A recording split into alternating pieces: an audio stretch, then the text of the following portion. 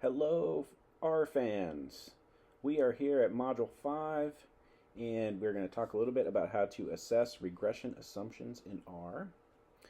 This may be a two-part video. Actually, let me start my little timer here. I'll keep a track of time to see if we go longer than about 20 minutes, and in which case I'll pause it and we'll pick up where we left off.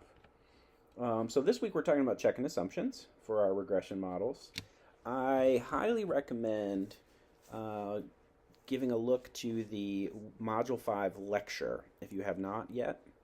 The Module 5 lecture goes really in-depth into how to assess the assumptions, the different graphical and statistical tests.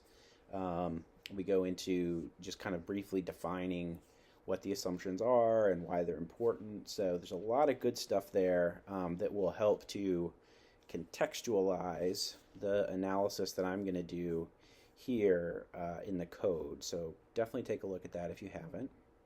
So I have my markdown file loaded up, our markdown file for this week.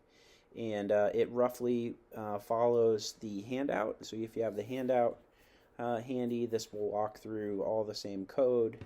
And I need the data set called SKU1, so I've pointed my software to the folder where that is. So we're going to start, as we often do, by loading in some packages.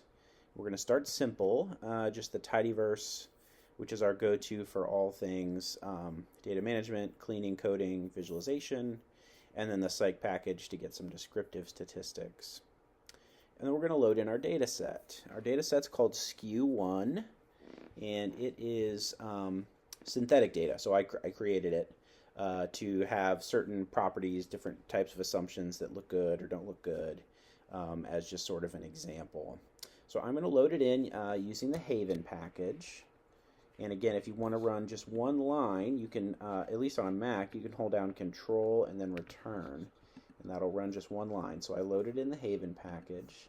And then now I'm going to use the read_DTA function, since this is a stata file, and the name of the file is skew1.dta, and then I'm going to call this thing skew1. Notice another little trick here. Every week there's always a different little trick. So I have my pipe operator, and then I added a function here called zap labels. I love that. You're zapping the labels. The reason I do this, and this is something that Eric and I found as we were developing the content for this week.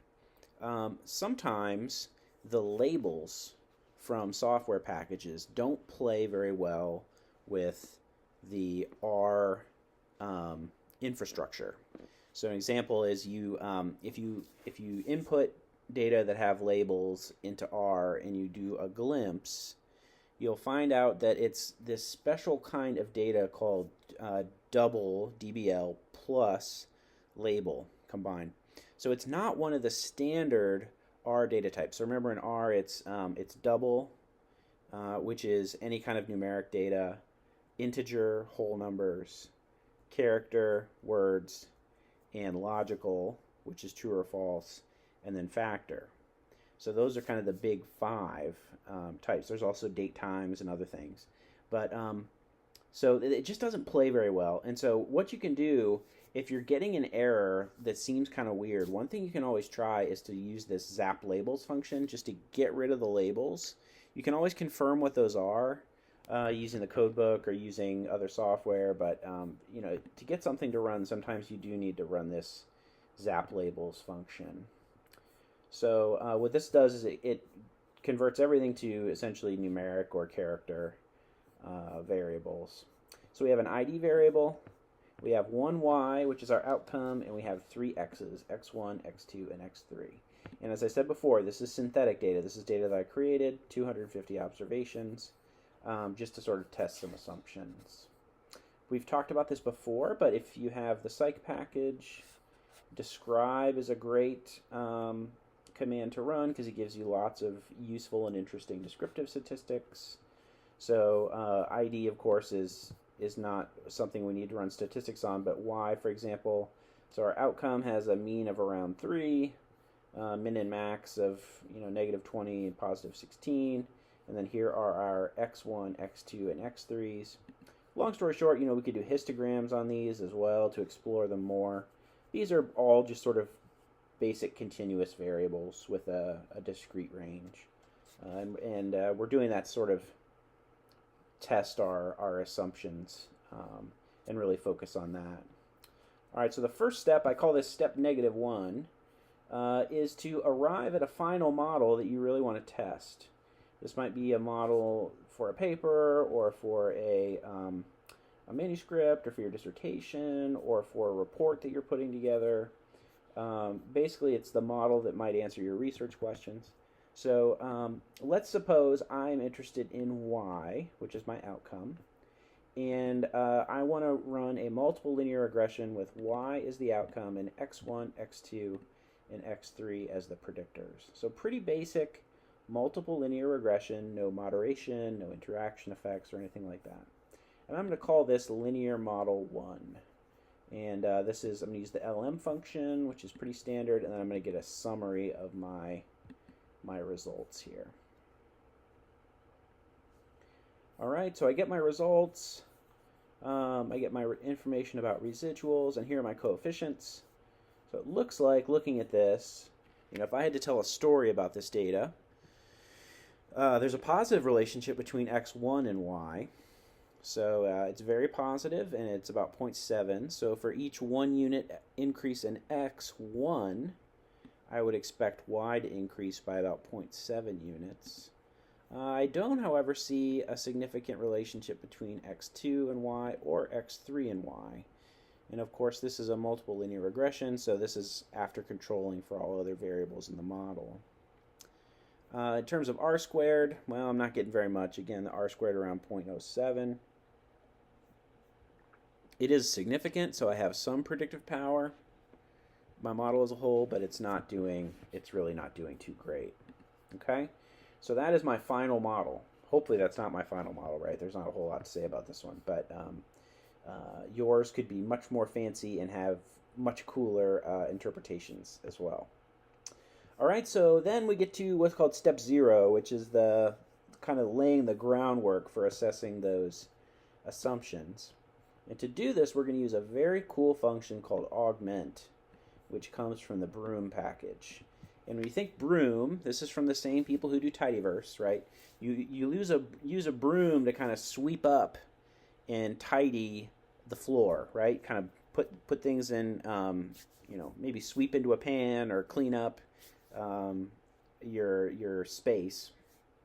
And that's exactly what the Broom package does. So the Broom package has 3 functions: tidy, which creates really nice tidy versions of your models for tabling if you want; augment, which is the one we're going to use here, and that creates all sorts of diagnostic statistics, including residuals that you can use to assess the assumptions; and then glance, which gives you kind of like the meta-level, high-level overview of each model. It gives you the AIC, the BIC, which we haven't talked about yet. We'll get there in a moment, when we talk about logistic regression, R squared, number of observations, stuff like that. So those 3 are really handy. I use them all the time. So augment, glance, and tidy. So this one we're going to use is augment. So first we're going to load in Broom, and then we're going to create a new data frame called diagnostics. So this is going to be a separate data set that just contains those diagnostic values. And to create that, I just run augment, which is the name of the function, on my model. So not on my data, but on my model. So I'm going to augment linear model 1. And then, this is kind of a housekeeping thing, but I really want to keep the ID number that I had in the first data set. I had a nice ID number in the first data set.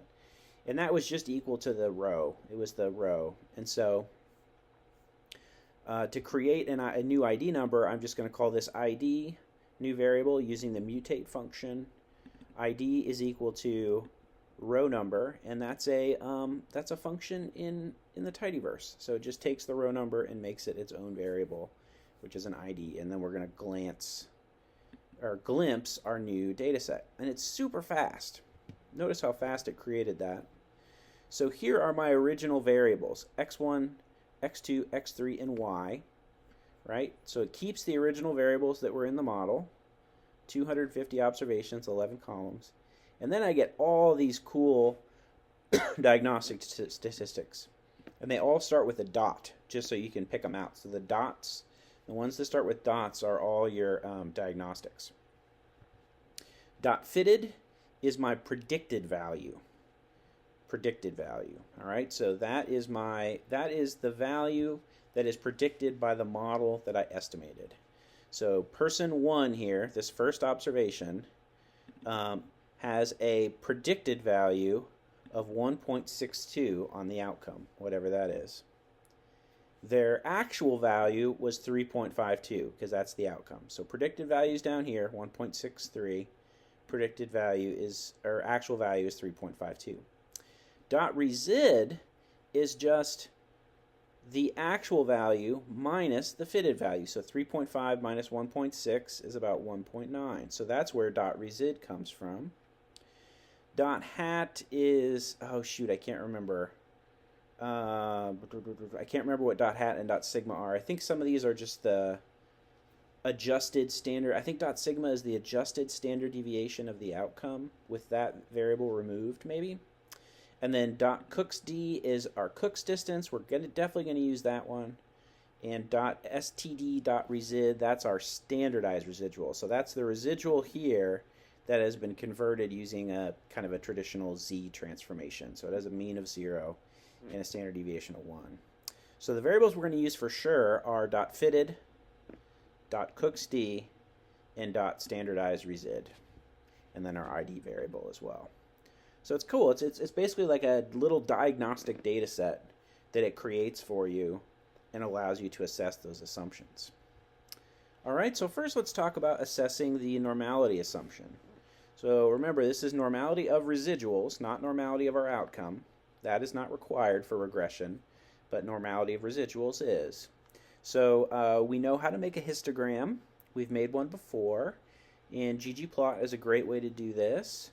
So our data are diagnostics. We're mapping only our residuals, which go on the x-axis. The y-axis is the density. And then you can put in this bin width or not. This is the bin width that it generates automatically, so we can take that out if you want. And then we're going to give this a title, histogram of residuals for model 1. X is the residual value. And then just for fun, I'm going to add a vertical line at negative 2.5 and 2.5. And I'm going to make it dotted in red just to help me pay attention to those observations that might be outside those boundaries. So there's my histogram. And sure enough, this doesn't look terribly normal, does it? Right? First of all, we've got a left skew going on, like I'm pulling on that left side.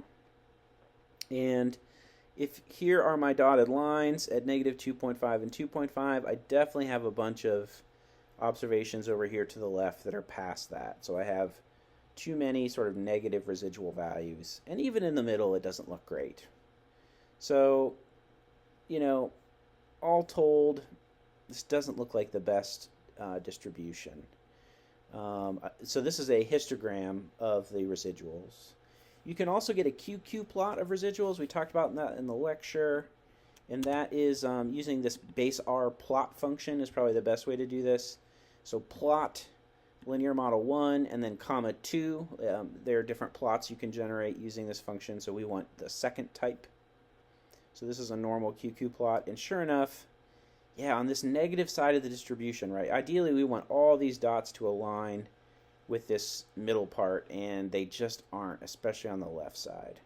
So normality of residuals might be a problem. We can check this statistically using the Shapiro-Wilk test. And the command for that is just Shapiro test.test, and that's from base R. And we just need to tell it which variable, so it's diagnostics $sign dot resid, because that's our residual variable. You could also do standardized resid if you wanted, but resid is probably the best one to use, the original metric. And sure enough, we get a really low p-value here, 2.8 times 10 to the negative 6th. So based on our evidence, normality of residuals might be a problem with this model, which is something we can fix, for example, using bootstrapping. All right. So that's step one. Step one, get a sense of the normality of the residuals. Step two, we're going to create a residuals versus fitted plot, an RVF plot. And this is going to help us assess the homoskedasticity and linearity assumptions. Okay? So this is again accomplished using ggplot. And in this case, a RVF plot is a scatter plot. So John point is our go-to. It's a XY scatter plot, but we just need to tell the software what goes in X and what goes in Y. So for our purposes here, we're going to put the fitted value, the predicted value of our outcome on the x-axis, and the residual is going to go on the y. You can actually flip that if you want. The interpretation will be the same, but that's a pretty good sample to use. John point goes here. We are going to put a line in here. This is really useful. So this is called a smoother. And this is going to help us sort of figure out if we have nonlinear stuff going through our data, because it'll curve.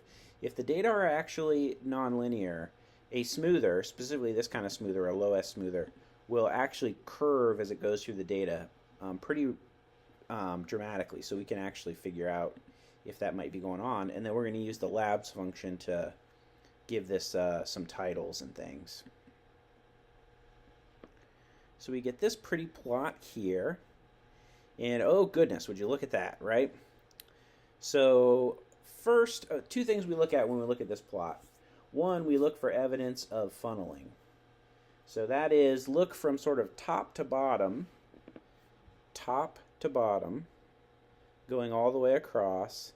And do you see, if you see where my cursor is kind of going back and forth, does it look like that bandwidth gets wider as you go across or narrower? That's what we mean by funneling. And in this case, I actually don't see much evidence of funneling at all. It's about 1, 2, 3, 4 blocks tall here, 1, 2, 3, 4 blocks tall here, 1, 2, 3, 4, 1, 2, 3, 4, 1, 2, 3, 4. So for the most part, I don't see a lot of evidence of funneling.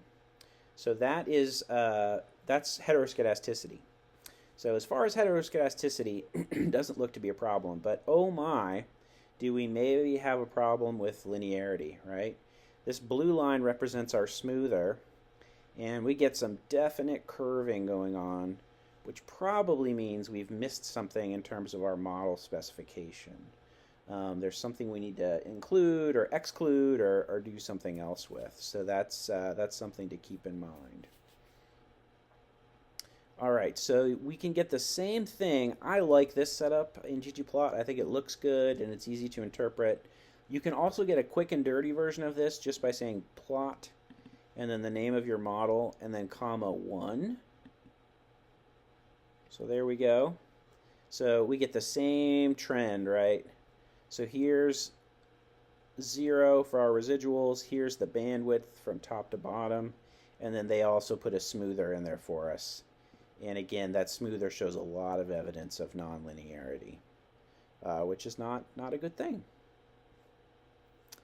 All right, so now some statistical tests we can throw in here. So again, we're always balancing plots and graphs with statistical tests. That's kind of the balance that we strike with these things.